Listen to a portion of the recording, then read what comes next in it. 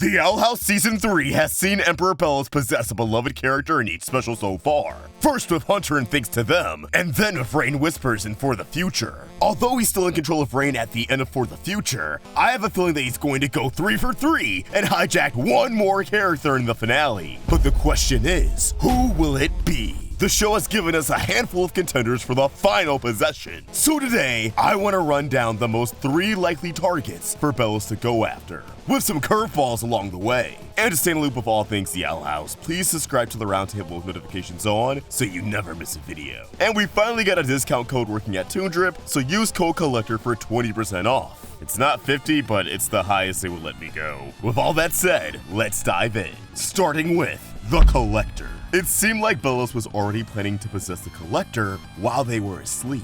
But obviously he got caught and talked his way out of the situation. But we know Belos isn't someone who gives up after the first try. He's pretty persistent in the worst way possible. Although he's pitted the Collector against Luz in the squad for now, I think taking over the demigod is still his top priority. Especially if King manages to calm down the Collector and reach an understanding. If anything, the Collector's final game serves as the perfect distraction. I could already see King reasoning with the Collector and the scene being played as a huge emotional moment, only for Belos to swoop in and take control.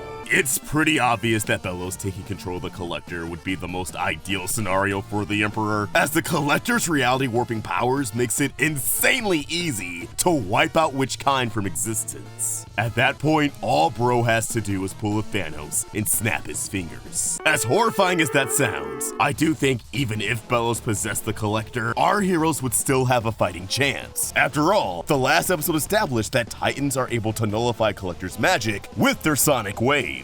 So King would be able to go toe-to-toe with Collector. Yes, that's Belos and Collector put together, and the Collector ideally wouldn't be harmed in the process. I mean, he may be a little knocked out. Depends on how you want to look at this doodle on the scroll. Given that Hunter was able to fight back against Belos' control, I can see King trying to set the Collector free with both his words and his powers, fighting physically and mentally.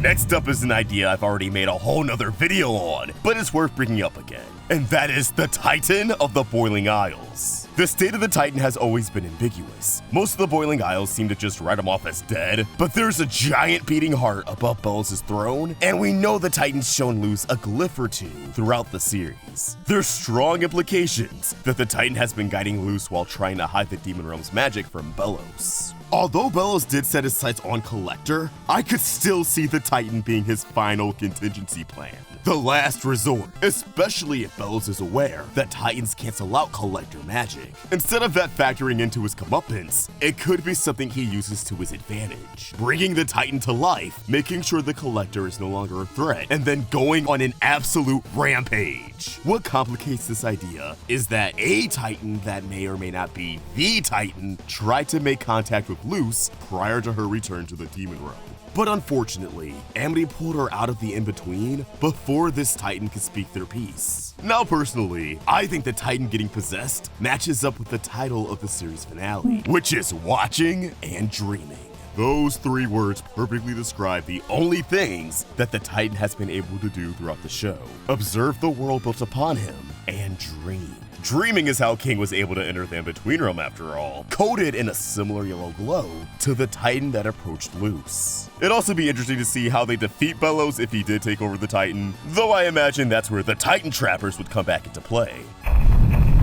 Our last, most likely candidate is the Grimwalker that Belos tried to possess, but apparently it wasn't done cooking in the oven just yet, and he had to abandon it as the body began to gruesomely fall apart. I think this Grimwalker would make the most sense for a few reasons. Some reasons I actually went over in theory last year over the idea of Hunter fighting another Grimwalker that looks just like him. And if this attempt was any indication, we are going to get that. But instead of some evil Grimwalker who's created to be a dick, it'll be Belos behind the wheel.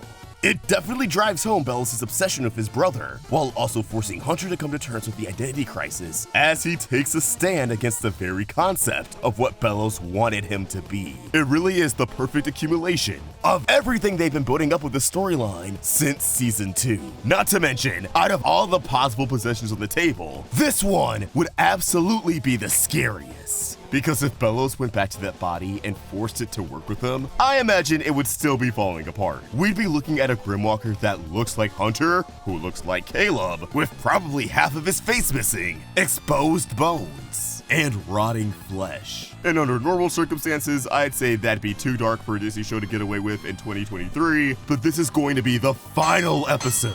So I think they'll be able to push the envelope just enough to scar us off for life.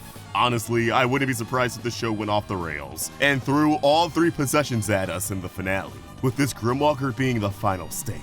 Plus, I don't want this scene to be just a huge tease and nothing more. Now, let's throw some curveballs. King. This is kinda on the same train of thought that I have for Belos possessing the Titan, in that King would be useful for him because he can cancel out the Collector's magic. But honestly, that's as far as this idea goes. Unless Belos knows how to force a growth spurt, King's body doesn't have much use for him, other than leverage to use against Luce and everyone else. Which, to be fair, I think Belos would totally go for it if he was already losing, kinda just jumping at whatever he can to hurt the people opposing him. Doubt it would happen, and it would happen for dramatics. Which also goes for my last 2 suggestions, that I'm just gonna cover together. I mean, come on. Could you think of anything more heartbreaking? Belos clearly has it out for Luce, and that gives him a reason to go after Ida and Camila equally. I think both options would torment Luce equally, which isn't exactly something I want to see. I just think it's the kind of drama the show would go for. I think Belos fears death more than he feels failure at this point, and in his desperation to cling onto mortality, he'd settle for Luce's biological mom or her found family mom, basically using them as a shield more than a vessel to get work done. Armor he can parade in without fear of anyone harming them because, well, it's Ida or it's Camila. You wouldn't hurt Luce's mom, would you? Camila would definitely just stress the audience out more than anything, but Ida would ultimately tie back into Belos' grudge towards Caleb and Evelyn. His hatred for the Clawthorn bloodline coming to a head as he puts himself in a position to end it. Again, I don't see this happening, unless Belos just refuses to die and wants to be as petty as possible. In which case, yeah, I could see that. But as always, these are just my thoughts and I want to hear yours. What do you think? Who do you believe will be Belos' final possession? Collector? The Titan? King? Someone else we didn't mention? Let us know your thoughts in the comments down below and keep the conversation going over at Roundtable Vids and at Thoughts on both Twitter and Instagram. Check out Toon Drip, and if you enjoyed this video, please throw it a like and subscribe to the Roundtable for more great cartoon content. Thank you for watching, and I hope you have an awesome day. See ya!